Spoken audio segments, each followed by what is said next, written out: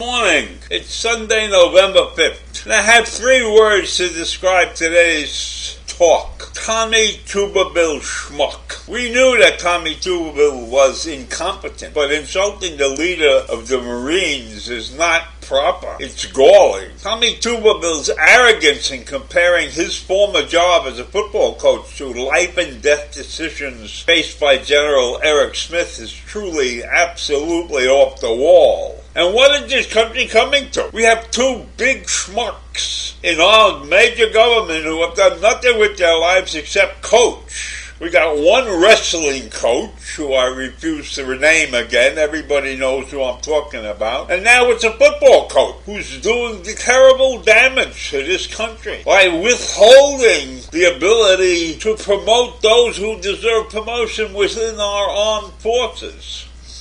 And the way the world is, how can somebody like Tuberville decide that he knows better than everybody else and that he's taking action to prevent promotions for qualified service people? Is that the kind of person we want running around in the Senate? I do not understand the voters of this country, how they can pick morons to end up in government. What makes this guy qualified to be a senator? He was a football coach for most of his life, and then he went into politics. Of course, maybe it's the state that he's representing has the problem, but certainly the country can't afford to have a guy like him running loose in the Senate. Tuberville's incompetence would be a joke in a normal situation. If he had a reasonable job like other people, they would laugh him off the stage. He would be gone. And his actions are so laughable, but they're dangerous. They are so dangerous and they are offensive. He's not content with hamstringing the military by holding up promotions. No, this senator from Alabama is insulting high-ranking officers. He has the audacity to compare the stress a member of the Joint Chiefs of Staff faces with what he endured as a college football coach. How can you compare the decisions of a college football coach with an Army officer? The decisions of life and death, the decisions of putting people's bodies in harm's way to protect our country, to protect other civilians, to do right by the nation. How can you compare that to being a football coach?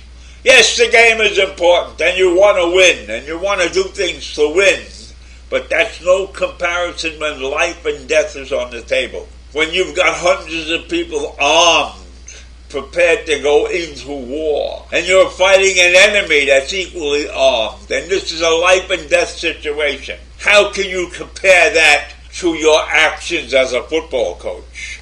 Even if you believe that, you have to be a schmuck if you say that in public, because there's nobody in their right mind would compare a football coach to a general or a colonel or an admiral, somebody responsible for the lives of hundreds, if not thousands of people. One major mistake could be a catastrophic disaster. Tuberville thinks that working 18 hours a day, drawing up a defensive scheme and mucking up his offensive coordinator's game plan is equal to being 18 hours as a general. And he points to General Eric Smith, who's working to protect the United States and our allies. And more importantly, this guy is working to protect the young men and the young women who serve. Is that the same as protecting a football player? No, and the football players, they go into battle, and they're prepared to get hurt.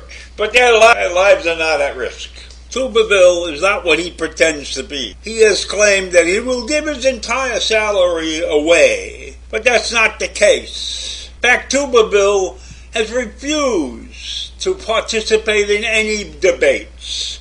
He doesn't participate in the primary or the general election campaigns, and he declines to answer written questions about his policies. And his website says changing the way we treat our veterans as a top priority. But IRS documents show that Tuberville's personal charity kept most of the money that it raised for veterans. And a website that tracks politicians' statements finds that Tuberville has not said enough publicly to determine his stance on civil rights, on the environment, on foreign policy, on jobs, welfare, and any other major issues.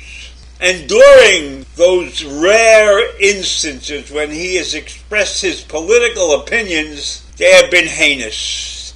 In August, he opposed providing economic relief to those that were out of work during the pandemic. In April, he speculated on the coronavirus and its related shutdowns. And he said, maybe that's an experiment in the Green New Deal. So this man is not what he pretends to be. He's a villain in the Senate, actually, in my mind. And you know what? He has also determined to keep non-whites from entering this country. He's made it perfectly clear that he is opposed to non-white immigrants. And while speaking at the Tennessee Valley Republican Club in 2019, said that the U.S. has more Middle Easterners coming across the border than we do Mexicans. They're taking over. If we don't open our eyes, it's going to be all over with it. So this man is a racist. He's a discriminator. And he says if you go to American cities, you can't drive through certain neighborhoods because terrorism has taken over and Sharia law has taken over. Well, maybe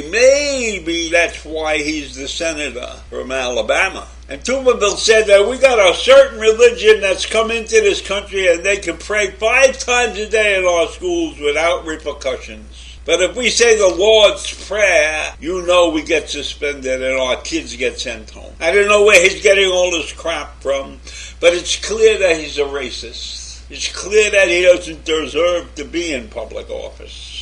And when he was running for election, he promised that he was going to give his salary away. Well, have anybody seen that? No, he hasn't given his salary away. He's just lied about the whole thing. So why? Why should we pay any attention to him and his racist causes? Those young ladies who serve in the armed forces deserve every possible break that we can give them. So if it costs us a few bucks to them to go and drive someplace or fly someplace to get an abortion because they feel it's necessary for them to continue their jobs and to continue to be healthy and sane, we should be supporting that 100%. These people have devoted their lives to our country. Not like some ex-football coach who lies through his teeth regularly and is a racist at the core. So I'll leave you with that this morning. Tuberville sucks. Bye.